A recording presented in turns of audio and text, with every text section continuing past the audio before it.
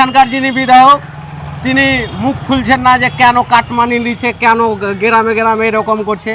আর সবই অবৈধ কাজ। মিহি প্রাইভেট টিউবওয়েল 21,400 টাকা বিল, দোকানে যদি কিনতে যায় তাহলে 5 থেকে 6,000 টাকা খরচ।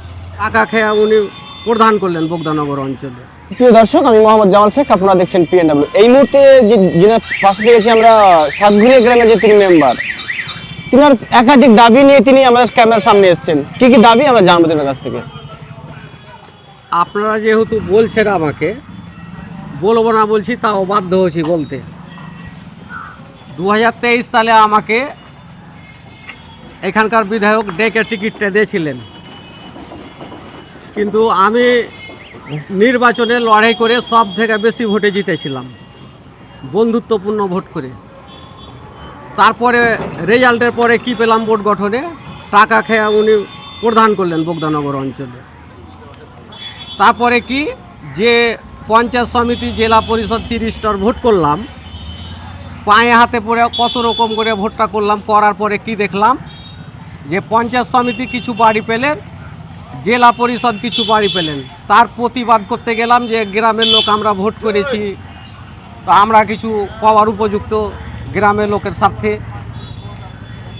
তো সেটা বলতে যে আমি বিরোধী হয়ে গেলাম, আমি তৃণমূলেরই মেম্বার। তারপরে কি দেখলাম যে এই যে অঞ্চল ভিত্তিক প্রত্যেকটা গ্রামে যারা বাড়ির টাকা পাচ্ছেন তাদের কাছ থেকে যে টাকাগুলো নিচ্ছেন, এখানকার যিনি বিধায়ক তিনি তো শুনতে পাচ্ছেন সংবাদ মাধ্যমে, তার কোনো এটার ব্যাপারে বিবৃতি পাওয়া যাচ্ছে না যে তিনিও, আমার মন বলছে যে তিনিও দায়ী। আর যেটা কথা হয়েছে, তাহলে আপনি বলতে চান উনি কমিশন খাচ্ছেন? অবশ্যই, না হলে কেন উনি মুখ খুলবেন না, কেন বলবেন না? পঞ্চায়েত সমিতি সেগুলো ওনার আন্ডারই চলে।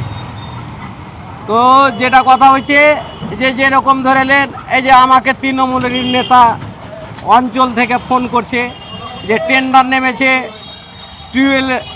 টিউবওয়েল একটা গাড়ছে, তো 21,300 টাকা করে তার অ্যামাউন্ট। সবই অবৈধ কাজ।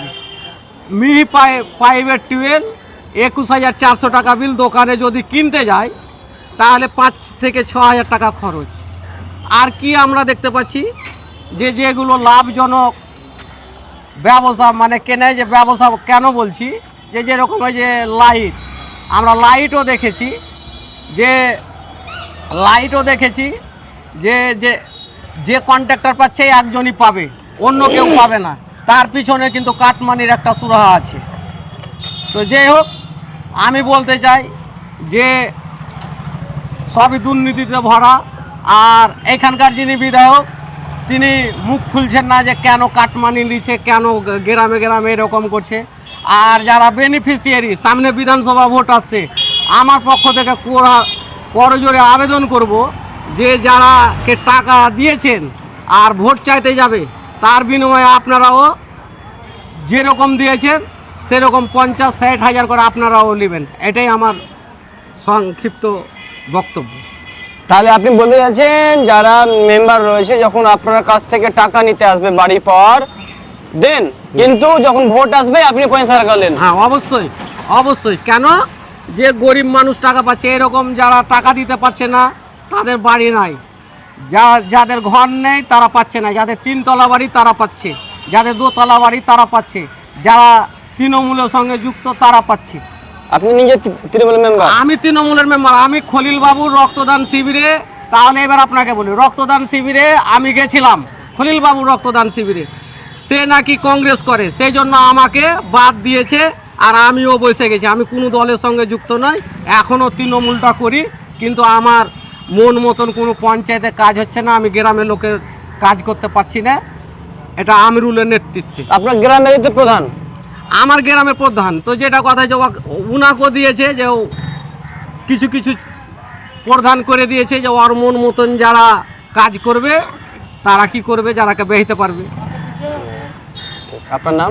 আমি মোহাম্মদ শরীফ হোসেন।